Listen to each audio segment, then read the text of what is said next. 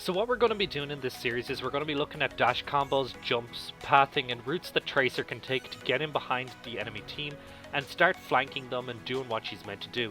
Either break down defenses, whittle away, draw the enemy team towards her, or pick off a sniper that's pissing off her team.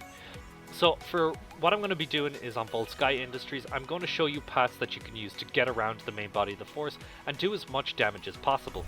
We're going to want to break up the enemy defenses in one of two different ways. Either we're going to get around behind them and start standing on the point, and what this is going to do is it's going to force them to abandon their dug-in defense and come back to deal with you on the site. Now this doesn't guarantee that you're going to take the site, but it gives you a little bit of breathing space, which is going to allow them to push. The other way we can do it is take out snipers, which are pretty much a detriment to any of your supports or DPS, as they're able to one-shot them and pick them off, which will whittle down your defenses. So what we're going to be looking at is getting around to the right-hand side to deal with snipers, or go around to the left-hand side to pressure the point. So we're just going to wait for the announcer.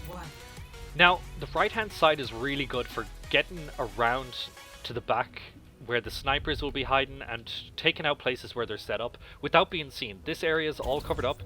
You can just double dash. No sniper is going to see you if you double dash on the right hand side, and this allows you to get upstairs to the balcony where some snipers set up. It's also going to give you access to the roof if you need to get onto the roof to clear them out. But then you can also come over here, and if you stand on this corner and whoop, double dash across there. I slipped off the balcony, so I had to rewind back, but you can double dash over here. By the time you get over, one of your dashes will be ready.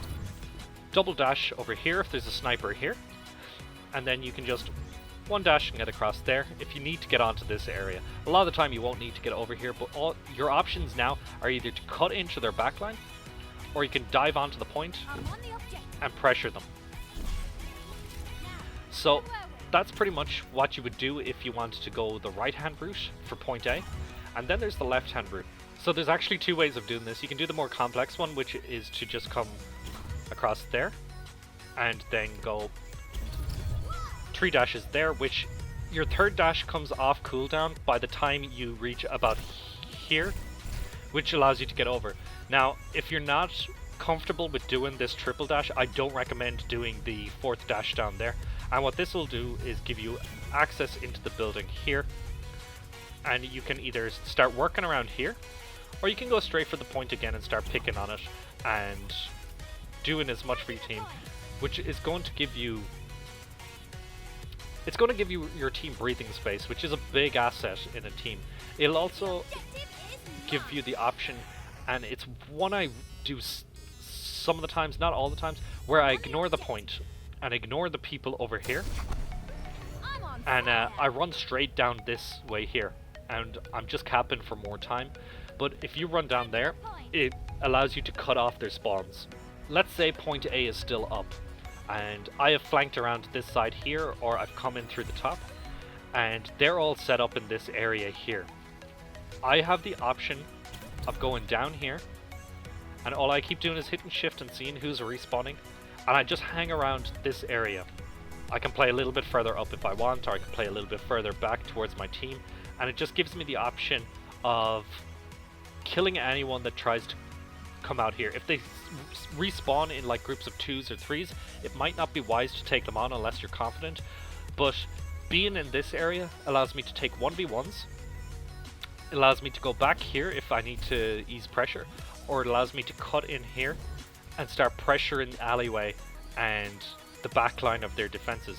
So you have a lot of options as Tracer with both of these routes, whether you come through the top here and get right into the face of their sniper, or whether you come across the back here and start picking on the point.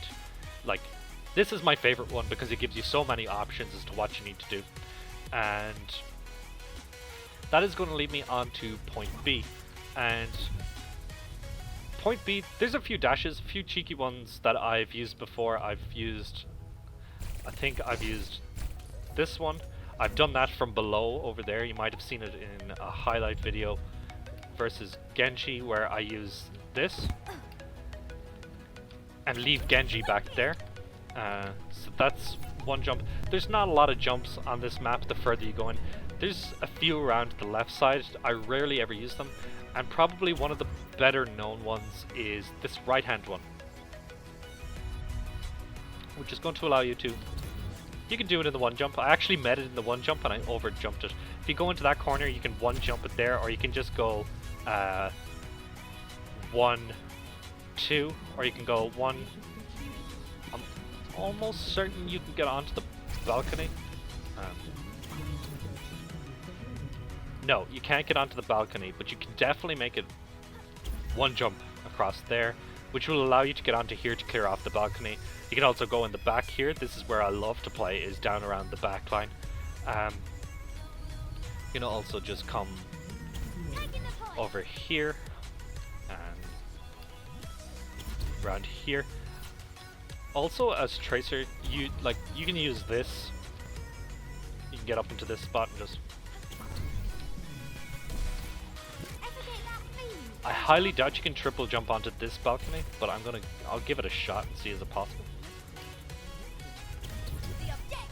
No, close, but you can definitely get onto that one, and you can get across onto this balcony from there. You can always jump from this side. You can jump over here. Not that you need to, it's very rare. And you can use these as well. You're really squishy, so I highly advise not exposing yourself on those, because there's always going to be a Widowmaker or a Torbjorn turret. Torbjorn turrets are really difficult on this point. But yeah, that's pretty much it. That's all the jumps I can think of on the spawn point. You can always be more creative and come up with some of your own. Those are the 3 flanking routes I really use on this map. Whether it's the right hand side from spawn, the left hand side from spawn, and all you really need to do is think about when you get those flanks is what are my options here? Do my team need me to cut into their backline? Do I assassinate their snipers or supports, or do I pressure the point, or do I go and cut off respawns and take the 1v1s? So yeah, if you do those, you should end up increasing your win rate a little bit on Volskaya Industries. That's going to be it from me, guys. Take care and peace out.